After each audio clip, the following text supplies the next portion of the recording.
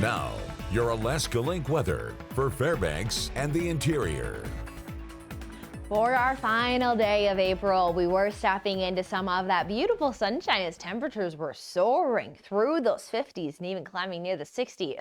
Now we are going to see those conditions repeat here as we head into our Thursday, which is our first day of May. So still looking at a very pleasant spring day.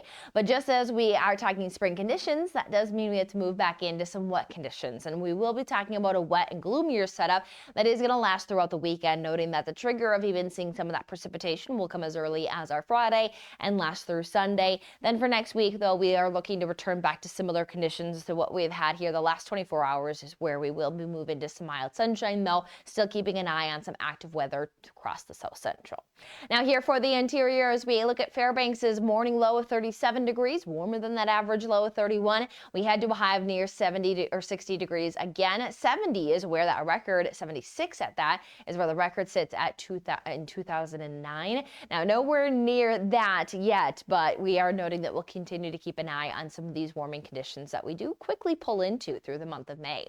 Now for our first day of May, again, largely looking at those bright skies. There will be some times of some increased cloud cover. That's going to try to squeeze out some rain showers, but overall, very minor inconveniences there. For the most part, we'll continue to see that we move into more areas of that filtered sunshine, though by the end of the day, we do see some more of that thick cloud cover as we start to see some little spots of some precipitation move in. And then by Friday morning, that is where we'll have some stronger increase in that reflectivity from the south that is going to keep some times of those rainier conditions, and even noting some spots of some wintry mix will be a possibility.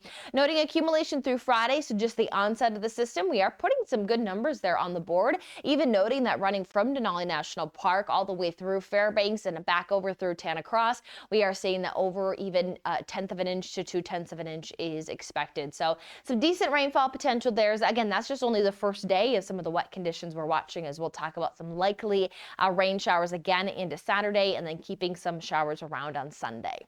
Now for our Thursday, though, as we hold on to the dry conditions, we'll bring into that 17 hours and 7 minutes of sunshine there, looking at nearly that 5:15 sunrise and getting closer to that 10:30 sunset. So continuing to see our longer days and the brighter days here hold on.